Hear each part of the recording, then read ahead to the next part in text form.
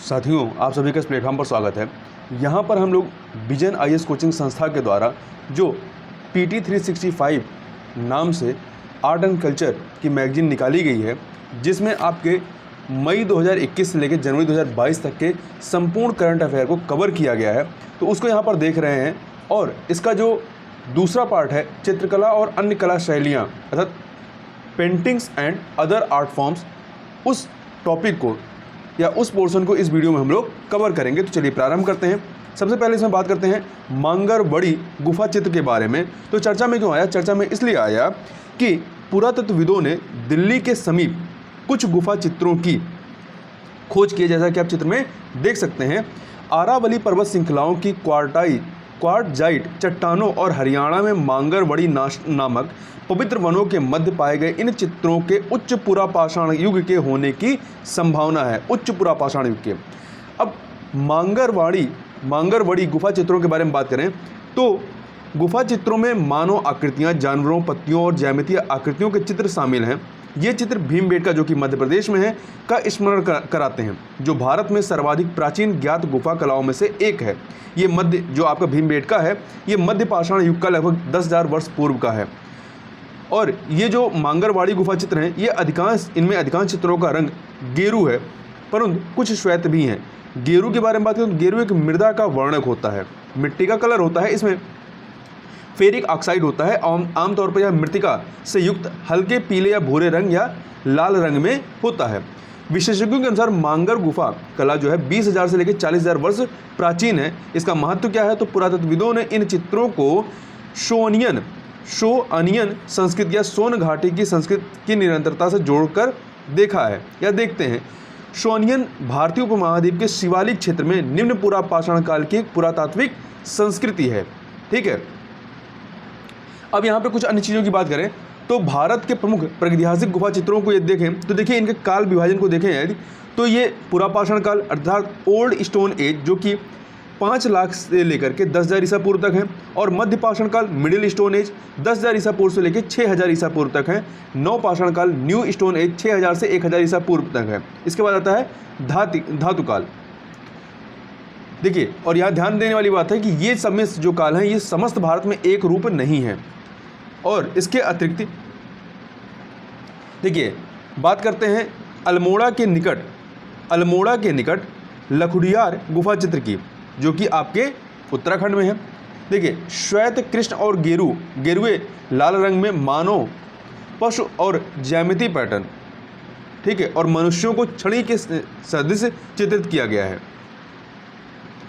इसमें देखते हैं अगला, तो भीमबेटका गुफा चित्र की बात करें तो इसमें विषय क्या है? तो इसके जो विषय हैं उसमें रोजमर्रा के जीवन की घटनाएं, जैसे कि शिकार, नृत्य, गुण और हाथी सवार, शहद संग्रहण इत्यादि हैं। और इसमें रंगों का प्रयोग की बात करें तो सफ़ेद, पीला, बैगनी, लाल, गेरुआ, भूरे और हरे रंगों का प्रयोग किया जाता था। ये आपका भीमबेटका गुफा मध्य प्रदेश में है। जोगी मारा गुफा चित्र जो है, ये आपका कहाँ से संबंधित है? छत्तीसगढ़ से संबंधित है। ठीक है। और कुपगल्लू गुफा चित्र जो हैं, ये आपके तेलंगाना से संबंधित हैं। आगे चलते हैं। अब हम लोग बात करते हैं प्रागैतिहासिक गुफा चित्रकला की मुख्य विशेषताओं की और ऐतिहासिक चित्रों की मुख्य विशेषताओं की। तो सबसे पहले प्रागैतिहासिक गुफा चित्रकला की मुख्य विशेषताओं की बात करें तो ये 3 श्रेणियों में विभाजित हैं। ठीक है, ये 3 श्रेणियों में विभाजित हैं: मनुष्य, पशु और ज्यामिति। इन चित्रों में लहरदार रेखाएं, आयताकार ज्यामिति डिजाइन और अनेक बिंदुओं के समूह देखे जा सकते हैं। विषय क्या है इसके? तो शिकार, नृत्य आदि जैसे दिन प्रतिदिन के जीवन का चित्रण किया गया है। कुछ चित्रों को एक के ऊपर एक करके चित्रित किया गया है। इसमें मनुष्यों को छड़ी जैसे रूपों में दर्शाया गया है। कुछ वाश पेंटिंग्स अर्थात धवन चित्र भी हैं, परंतु अधिकांश चित्र ज्यामितीय आकृतियों से भरे हुए हैं। और इसमें रंगों की बात करें तो श्वेत, पीले, नारंगी, लाल, गेरू, बैंगनी, भूरे, हरे और काले विभिन्न रंगों का उपयोग किया जाता था। मनुष्यों की तुलना में यहाँ पर जानवरों के चित्र अधिक बनाए गए हैं। वहीं पे ऐतिहासिक चित्रों की मुख्य विशेषताओं की बात करें तो इसका मुख्य विषय जो रहा है वो धार्मिक, पौराणिक, राजप्रसाद के दृश्य इत्यादि रहे हैं। छत के निकट फूलों को रूपांकन, सजावट के लिए ज्यामितीय आकृति आदि भी चित्रित किए गए हैं या की गई थी। और इसमें जीवंत और चमकदार रंगों का उपयोग किया गया था। आकृतियों में भाव भंगिमा अत्यधिक लयबद्ध है तथा मुख्यतः लाल गेरू, चटकीला लाल तथा सिंदूर, पीला गेरू, नीला, लाजवर्द, काला अर्थात काजल तथा चाक सफ़ेद, टेरा वेट और हरे रंगों का प्रयोग किया जाता था। चित्रों में विभिन्न त्वचा के लिए विभिन्न रंगों का भी उपयोग किया गया था, जैसे कि भूरा, पीलापन लिए हुए भूरा, हरित पीला गेरू इत्यादि। रूपरेखा के उभार हेतु भूरे रंग की मोटी गहरी रेखाओं का उपयोग किया गया था तथा रेखाएं सशक्त और ऊर्जा से परिपूर्ण रही हैं। आकृति संयोजन में विशिष्ट चमक देने का प्रयास भी किया गया है। गुफाओं में प्रतीकात्मक भिन्नताएं हैं, गुफाओं में जो है प्रतीकात्मक भिन्नताएं भी हैं।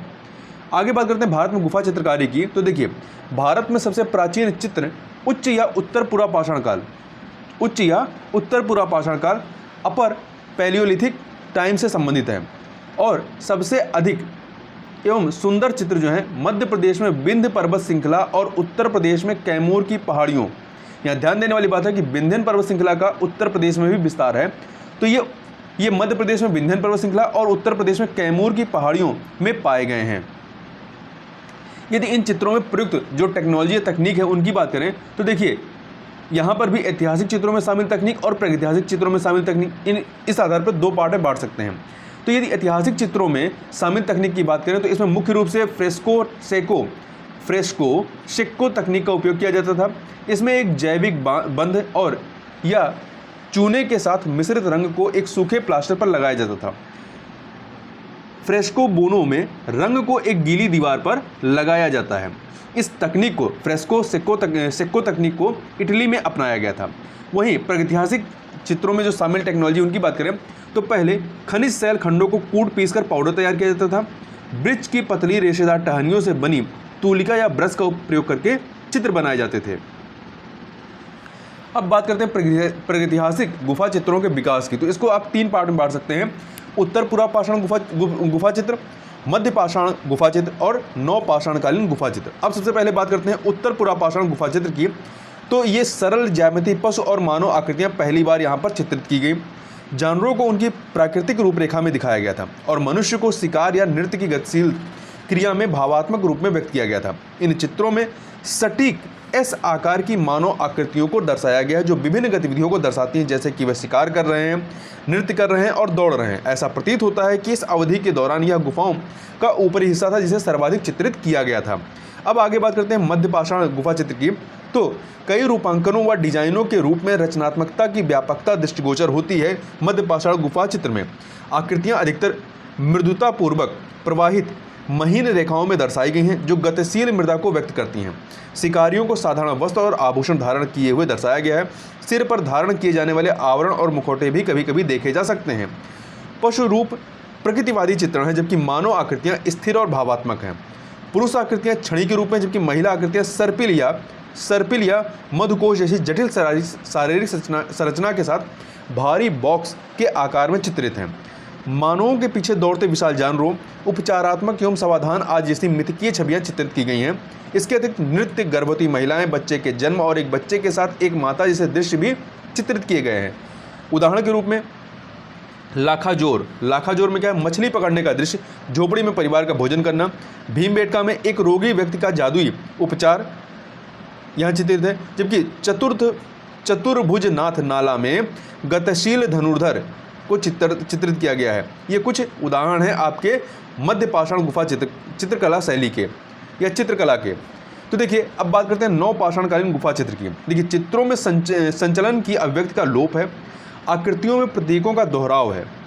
ठीक है, चित्रों में संचलन की अभिव्यक्ति का लोप है, आकृतियों में प्रतीकों का दोहराव है। मनुष्य और पशु आकृतियां अधिक से अधिक योजनाबद्ध और शैलीबद्ध होने लगती हैं। अगर सामान्यतया आकार जो है सामान्यतया कम हो गया है, हालांकि कुछ बड़ी आकृतियां भी हैं। शिकार के दृश्य हैं, परंतु एक बड़े समूह के कार्य के रूप में शिकार अनुपस्थित है, मतलब झुंड के रूप में शिकार नहीं दर्शाया गया है। इनमें एकांत शिकारी को चित्रित किया गया है, मतलब अकेला कोई व्यक्ति शिकार कर रहा है। उदाहरण के रूप में चतुर्भुजनाथ नाला में रथ चित्रण है। कूपगल्लू, पिकली हल, टेककलकुट्टा इत्यादि जो हैं ये आपके नव पाषाणकालीन गुफा चित्र के उदाहरण हैं। अगला है कलमकारी चित्रकारी के बारे में। ठीक है, तो सुर्खियों में यह क्यों रहा है? तो देखिए, हाल ही में तमिलनाडु की करुप्पुर करूपुर कलमकारी चित्रकारी को भौगोलिक संकेतक जीआई टैग प्राप्त हुआ है। तो ध्यान रखिएगा, इसको महत्वपूर्ण है, तमिलनाडु की करूपुर कलमकारी चित्रकारी को। इससे संबंधित फैक्टरों की बात करें तो तमिलनाडु की कलमकारी चित्रकारी शुद्ध सूती वस्त्र पर की जाती है। इसका मुख्य रूप से मंदिरों में छत्रक आवरण, बेलनाकार लटकन, रथ के आवरण और अशमनागिरी या फॉल्स सीलिंग के कपड़े के टुकड़े के लिए उपयोग किया जाता है।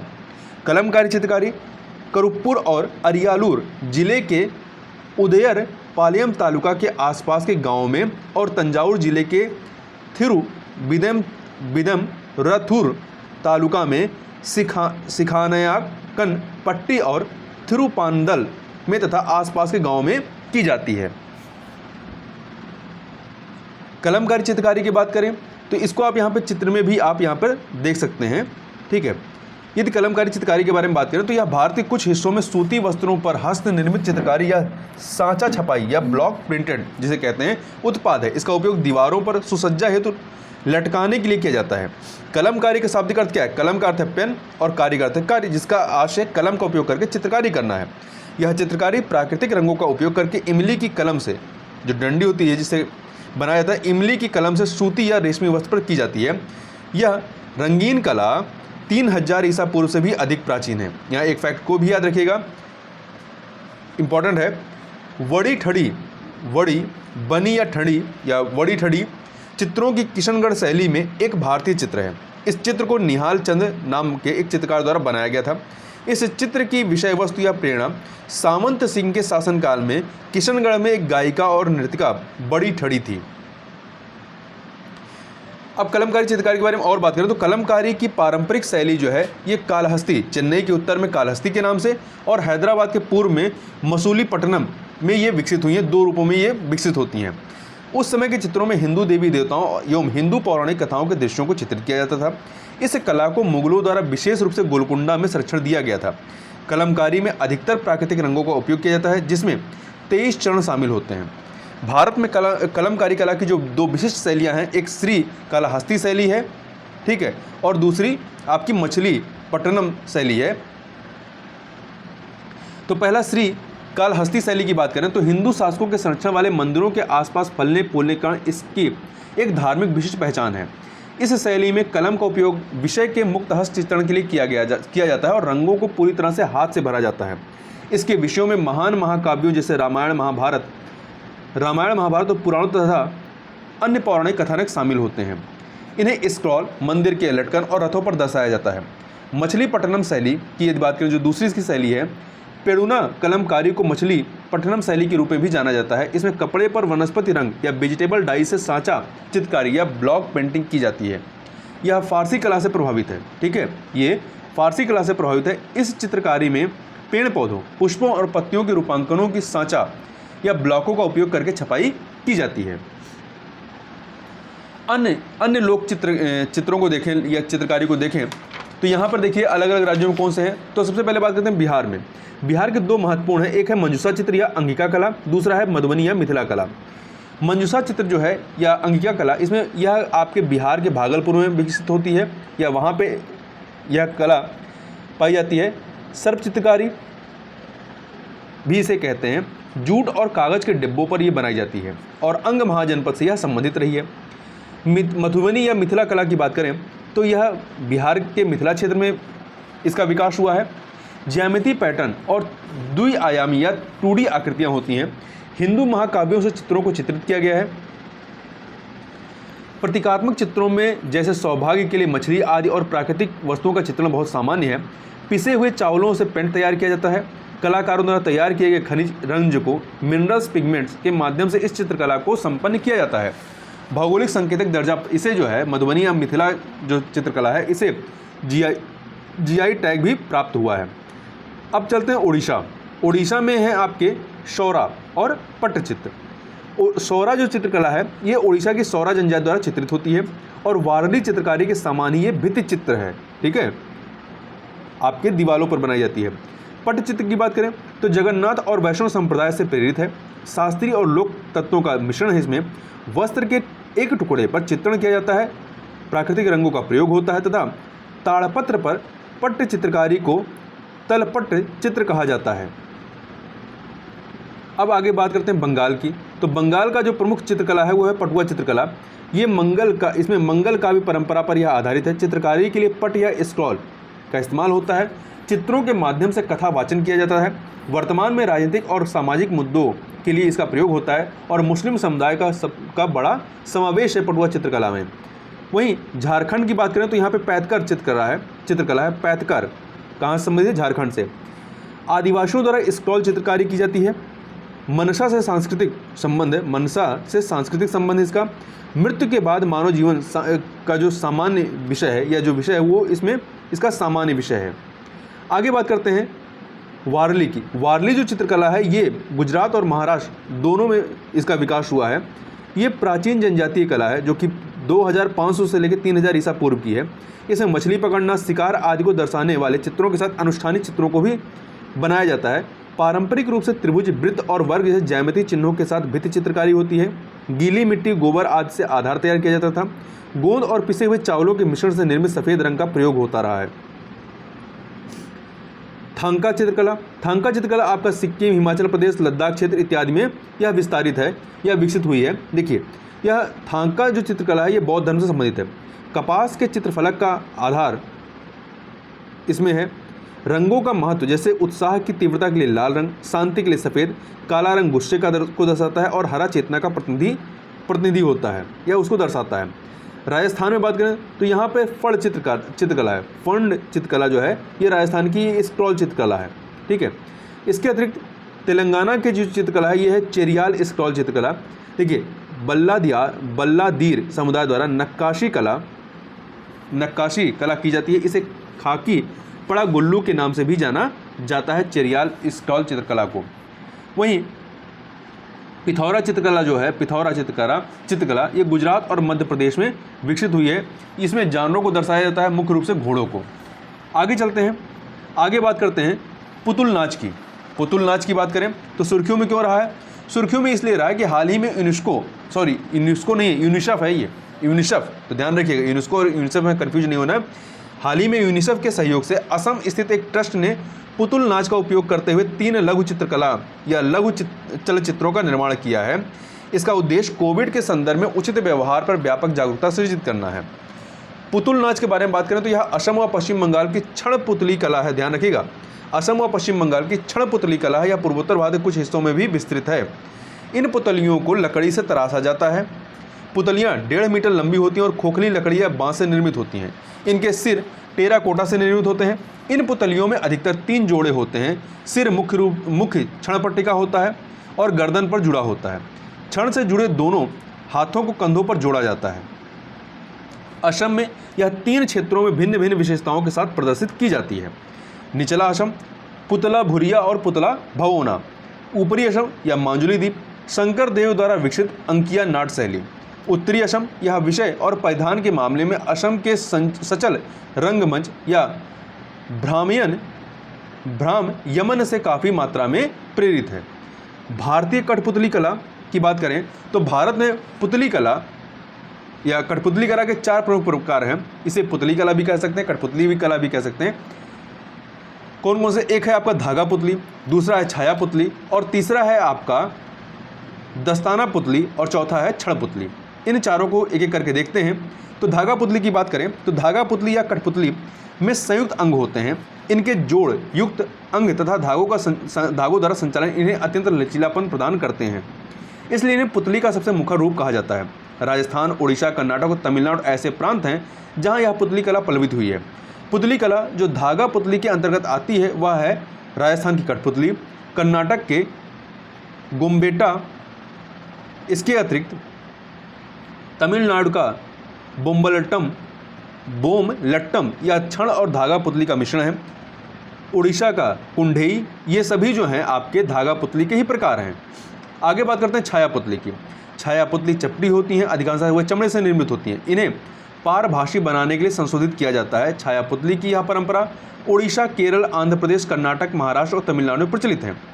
रावण छाया उड़ीसा, तोगा लू गोम्बेटा कर्नाटक में, तोलू बोमलट्टा आंध्र प्रदेश में। यहाँ देखिएगा बोमलट्टा यहाँ पे जो था धागा पुतली का तो तमिलनाडु का है, जबकि तोलू बोमलट्टा आंध्र प्रदेश का ये छाया पुतलियाँ हैं। आगे दस्ताना पुतली की बात करते हैं तो दस्ताना पुतली को भुजा कर या हथेली पुतली भी कहा जाता है। भारत में दस्ताना पुतली की परंपरा उत्तर प्रदेश, उड़ीसा, पश्चिम बंगाल और केरल में लोकप्रिय है। उत्तर प्रदेश के दस्ताना पुतली नाटक सामाजिक विषय वस्तु प्रस्तुत करते हैं, तो उड़ीसा में ये नाटक राधा कृष्ण की कहानियों पर आधारित होते हैं। ध्यान रखिएगा, उत्तर प्रदेश के दस्ताना पुतली ये सामाजिक विषय वस्तु को प्रस्तुत करते हैं, जबकि उड़ीसा में ये नाटक राधा कृष्ण की कहानियों पर आधारित होते हैं। पावाकुथु केरल का पारंपरिक दस्ताना पुतली नाटक है। वहीं पे क्षण पुतली की बात करें तो क्षण पुतली वैसे तो दस्ताना पुतली का अगला चरण है, लेकिन यह उससे काफ़ी बड़ी होती है तथा नीचे स्थित क्षणों पर आधारित रहती है और उसी से संचालित होती है। पुतली कला का यह रूप आज पश्चिमी बंगाल तथा उड़ीसा में पाया जाता है। पुतुल नाच और यमपुरी ये बिहार का लोकप्रिय क्षण पुतली है। भारत में कठपुतली कला को देखें मैप के माध्यम से तो देखिए राजस्थान में कठपुतली होती है, बिहार में एमपुरी, असम में पुतुल नाच और पश्चिम बंगाल में पुतुल नाच है। उड़ीसा में कुंढोई और रावण छाया। कुंढोई जो है आपका धागा पुतली है और रावण छाया जो है छाया पुतली है। आंध्र प्रदेश का तोलू बोमलट्टा ये आपका छाया पुतली है। तमिलनाडु का बोमलट्टा ये आपका धागा पुतली है। केरल का पावाकुत्तू जो है ये आपका कौन सा दस्ताना पुतली है। और वहीं पे कर्नाटक का गोम्बेट्टा जो है ये धागा पुतली है और तोगुल गोम्बेट्टा जो है ये आपका छाया पुतली है। अब आगे चलते हैं, अगला है टॉय कैथॉन 2021 के बारे में। तो सुर्खियों में क्यों रहा है, देखिए टॉय कैथॉन 2021 के ग्रैंड फिनाले का आभासी उद्घाटन किया गया था। इससे संबंधित फैक्टों की बात करें तो टॉय कैथॉन भारतीय और वैश्विक दोनों बाजारों के लिए असाधारण उच्च गुणवत्ता के साथ स्थानीय सामग्रियों का उपयोग करके उन नए एवं अभिनव खिलौनों की अवधारणा पर ध्यान केंद्रित करता है जो किफ़ायती, वहनीय, सुरक्षित तथा पर्यावरण अनुकूल हैं। टॉय कैथॉन 2021 का आयोजन शिक्षा मंत्रालय द्वारा 5 अन्य मंत्रालयों के समन्वय से किया गया था। शिक्षा मंत्रालय द्वारा 5 अन्य मंत्रालयों मतलब कुल 6 मंत्रालय इसमें इन्वॉल्व हैं। स्थानीय खिलौना उद्योग को बढ़ावा देने की आवश्यकता क्या है, देखिए खिलौने युवा मन को भारत के इतिहास और संस्कृति से संबद्ध होने में सहायता कर सकते हैं, जो सामाजिक एवं मानसिक विकास और उनमें भारतीय दृष्टिकोण के विकास में सहायक हैं। भारत ने वर्ष 2020 में लगभग $1.5 बिलियन के खिलौनों का आयात किया था, जिसमें चीन और ताइवान का घरेलू खिलौना बाजार में लगभग 90% हिस्सेदारी है।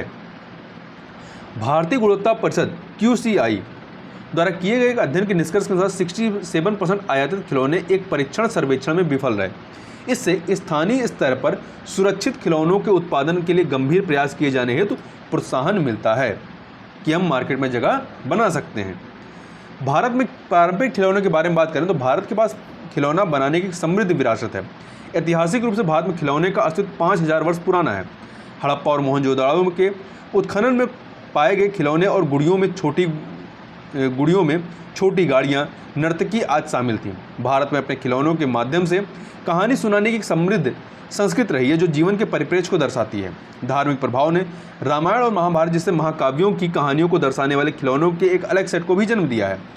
राज्य और संस्कृति विशिष्ट भिन्नता बच्चों के लिए टेराकोटा, लकड़ी, लोहे और कपड़े जैसी सामग्री के आधार पर निर्मित विशेष खिलौने उपलब्ध कराती हैं। आगे बढ़ने से पहले यहाँ पर हम लोग भारत में जो पारंपरिक खिलौने हैं अलग अलग राज्यों की उनकी बात करते हैं। तो देखिए उत्तर प्रदेश में वाराणसी के लकड़ी के खिलौने, उड़ीसा में संबलपुर खिलौने और कागज़ की लुगदी और पत्थर खिलौने, असम में असीरा कांदी टेराकोटा खिलौने, मणिपुर में लैफा दीवी, पश्चिम बंगाल में नंदुन ग्राम गुड़िया, तेलंगाना में निर्मल खिलौने, बिहार में गेदंद, ये आप इसको पढ़िए, ये है आपका एक सेकंड गेदन चन जतप है ये, और सिक्की वर्क, इसको थोड़ा सा उच्चारण इसका डिफरेंट है, इसको आप देख सकते हैं। तमिलनाडु में तंजावुर गोलू गुड़िया, चुप्पू सामान, आंध्र प्रदेश में एट्टी कुप्पाका खिलौने और कोड्डापल्ली खिलौने। वहीं कर्नाटक के में बात करें तो चन्नपटना खिलौने और किन्नाली खिलौने। महाराष्ट्र में बाथुकारी लघु किचन सेट, गुजरात में थिंगड़ा धिंगला, और वहीं पे आप पंजाब में देखेंगे तो छनकना सीटी वाला खिलौना, घुघनू बच्चों के लिए झुंझुना पेटी, लट्टू सिर से घूमने वाला, हंदवई किचन सेट। आगे चलते हैं, आगे बात करते हैं घरेलू खिलौना उद्योग को बढ़ावा देने के लिए जो कुछ इनिशिएटिव लिए गए हैं, उन इनिशिएटिव की बात करें तो देखिए, सूक्ष्म लघु और मध्यम उद्यम मंत्रालय ने पारंपरिक उद्योगों के उन्नयन एवं पुनर्निर्माण के लिए कोष योजना स्फूर्ति जिसका पूरा नाम क्या है, इसका जो पूरा नाम है इंग्लिश में scheme of fund for regeneration of traditional industries, स्फूर्ति आरंभ की है। इस योजना के अंतर्गत नवीनतम मशीनों, डिजाइन केंद्रों, कच्चे माल के बैंक, कौशल विकास आदि के साथ सामान्य सुविधा केंद्र के निर्माण के लिए सहायता प्रदान की जाती है। स्फूर्ति योजना के तहत देश भर में कुल 14 खिलौना क्लस्टरों को मंजूरी प्रदान की गई है। स्थानीय विनिर्माण को बढ़ावा देने तथा खिलौना और हस्तशिल्प निर्माताओं को प्रोत्साहित करने के लिए भारतीय खिलौनों से संबद्ध कहानियों के प्रचार के लिए राष्ट्रीय कार्य योजना अर्थात national action plan for Indian toy story आरंभ की गई है। राष्ट्रीय शिक्षा नीति 2020 के तहत छठी कक्षा से छात्रों को खिलौना निर्माण की कला सिखाई जाएगी। अब सुर्खियों में रहे कुछ अन्य कला रूपों को यदि बात करें तो पहला है जलवायु परिवर्तन विश्व की प्राचीनतम गुफा कला को प्रभावित कर रही है। देखिए, हाल ही में शोधकर्ताओं ने निर्दिष्ट किया है कि इंडोनेशिया के सुलावेशी द्वीप पर 45,000 से 20,000 वर्ष पूर्व के प्लाइस्टोसिन युग के शैल चित्रों, रॉक पेंटिंग का अत्यधिक तीव्र दर से अपक्षय हो रहा है। शोधकर्ताओं ने इन गुफाओं की सतहों से पृथक होने वाली पपड़ियों की खोज की है।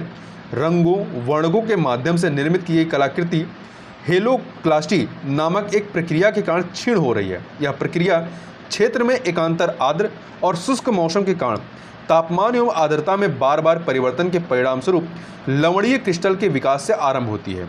सुलावेशी की गुफा कला यूरोप की प्रागैतिहासिक गुफा कला से अधिक प्राचीन है और भारत में भीमबेटका शैल आश्रमों से पाए जाने वाले कुछ पाषाण युग के शैल चित्र लगभग 30,000 वर्ष प्राचीन हैं। आगे बात करते हैं मीनाकारी की। तो मीनाकारी देखिए, कुछ समय पहले भारतीय प्रधानमंत्री ने अमेरिकी उपराष्ट्रपति को मीनाकारी से अलंकृत शतरंज का सेट भेंट किया था, कमला हैरिस को, जो कि अमेरिका के उपराष्ट्रपति हैं। मीनाकारी के बारे में बात करें तो यह इनेमलन के माध्यम से धातुओं और चीनी मिट्टी की सतहों पर चित्रकारी करने तथा उन्हें रंगने की प्रक्रिया है।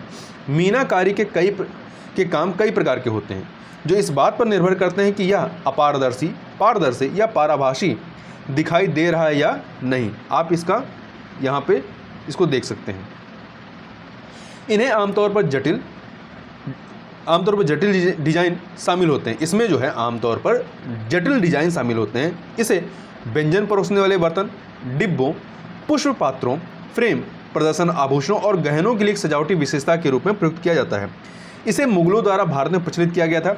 16वीं शताब्दी के मेवाड़ के राजा मानसिंह को जयपुर में मीनाकारी कला का संरक्षक माना जाता है। बनारस गुलाबी मीनाकारी हस्तशिल्प को वर्ष 2015 में जीआई सर्टिफिकेट प्रदान किया गया था या जीआई टैग दिया गया था। अपतानी वस्त्र के बारे में बात करें तो हाल ही में अरुणाचल प्रदेश ने अपतानी वस्त्र उत्पाद के लिए भौगोलिक संकेतक जीआई टैग आवेदन दायर किया है। अपतानी जनजाति द्वारा बुना हुआ वस्त्र अपने ज्यामिति और जिगजैग प्रारूप के लिए विख्यात है। वे अर्थात अपतानी जनजाति मुख्य रूप से शॉल बुनते हैं, जिन्हें जिग जीरो और जिलान या जैकेट के रूप में जाना जाता है, जिसे शुपुंतरी कहा जाता है। क्या कहा जाता है? शुपुंतरी कहा जाता है। अपतानी जनजाति की बात करें तो ये अरुणाचल प्रदेश के जीरो गांव में बसे हुए हैं। वे बेत और बांस शिल्प के साथ साथ मत्स्यन और धान की खेती के लिए जाने जाते हैं। वे तानी नामक एक स्थानीय भाषा बोलते हैं तथा सूर्य और चंद्रमा की पूजा करते हैं। इसी प्रकार के कुछ अन्य जो टेक्सटाइल्स या एम्ब्रॉयडरीज हैं इंडिया के, उनकी यदि बात करें तो जैसे जम्मू कश्मीर में आपका कशीदा या पश्मीना है, अरुणाचल प्रदेश में अपतानी है जिसकी बात कर रहे थे, असम में मूगा है, सिक्किम में इपचा है। आप इसका उच्चारण खुद से भी देख सकते हैं, ठीक है। नागालैंड में अनगामी है, मणिपुर में मोरी रेंगपी है और फानेक है, मिजोरम में पुआन है। इसके अतिरिक्त वेस्ट बंगाल में टांट और कत्था है, झारखंड में कुचाल सिल्क है और उड़ीसा में देखेंगे तो बोमकला और शांबला पुरी है। तेलंगाना में पोच्चमपाली है, इकात है और गढ़वाल है। वहीं पे आंध्र प्रदेश में देखें तो बेंतागिरी है, मंगलागिरी है और कलमकरी है, ठीक है। और तमिलनाडु में देखेंगे तो यहाँ पे कंचीपुरम है और कांजीवरम है, कांचीपुरम या कांजीवरम है, कोनार्ड है। और आपके केरला में कशावू है और कर्नाटक में मैसूर सिल्क है, गोवा में कुनावी है और इसके अतिरिक्त महाराष्ट्र में जो है ये पथानी है। गुजरात की बात करें तो पटोला, घाघरा चोला है और बंधानी है। वहीं मध्य प्रदेश में देखेंगे तो चंदेरी है, महेश्वरी है, बाघा प्रिंट है। राजस्थान में कोटा है, बंधानी है और लहरिया है। वहीं पंजाब में फुलकारी है, ठीक है। तो ये भारत के कुछ प्रमुख टेक्सटाइल्स या एम्ब्रॉयडरीज हैं। आगे चलते हैं, आगे बात करते हैं कावी चित्रकारी के बारे में। कावी चित्रकारी देखिए, कावी पुर्तगालियों द्वारा आरंभ की गई भित्ति चित्रकारी की एक शैली है। इसमें चमकीले लाल और सफ़ेद रंगों का प्रयोग किया जाता है। इसे फ्रेस्को की भांति गीले प्लस्तर पर संपादित किया जाता है, जैसा कि चित्र में दिखाया गया है। फ्रेस्को जो है ताज़ा चूने के प्लस्तर पर भित्ति चित्र बनाने की एक तकनीक होती है। ये आपका इटली से आया है। इसका नाम काव से लिया गया है। यह लेटेराइट मृदा में पाया जाने वाला एक लाल वर्णक है जो कावी चित्रकारी है। इसका नाम काव से लिया गया है। इसका उपयोग प्लस्तर की सफ़ेद पृष्ठ सतह पर चित्र बनाने के लिए किया जाता है। कावी चित्रकारी में एकमात्र लाल रंग का ही उपयोग किया जाता है। यह चित्रकारी कोंकण क्षेत्र में विशेष रूप से गोवा, महाराष्ट्र और कर्नाटक के मंदिरों में देखी जा सकती है। लंगा मांगड़ियार के बारे में बात करें तो लंगा मांगड़ियार कलाकारों को थार क्षेत्र के समृद्ध इतिहास और पारंपरिक ज्ञान का भंडार माना जाता है। इनके गाथा गीतों, लोकगीतों और गीतों के प्रलेखन और डिजिटलीकरण के लिए एक पहल के माध्यम से संरक्षित किया जा रहा है। लंगा और मांगड़ियार मुस्लिम संगीतकारों के वंशानुगत समुदाय हैं जो ज़्यादातर पश्चिमी राजस्थान के जैसलमेर और बाड़मेर जिलों में तथा पाकिस्तान के सिंध के थार पारकर एवं संघर जिलों में रहते हैं। दोनों समूह मुस्लिम हैं, किंतु लंगा के संरक्षक मुस्लिम सिंधी सिपाही हैं, जबकि मंगड़ियार के संरक्षक मुख्य रूप से हिंदू हैं। लंगा का मुख्य पारंपरिक वाद्य यंत्र सिंधी सारंगी है।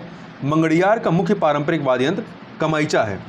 स्वतंत्रता से पहले इन्हें धनी जमींदारों और व्यापारियों का समर्थन प्राप्त था।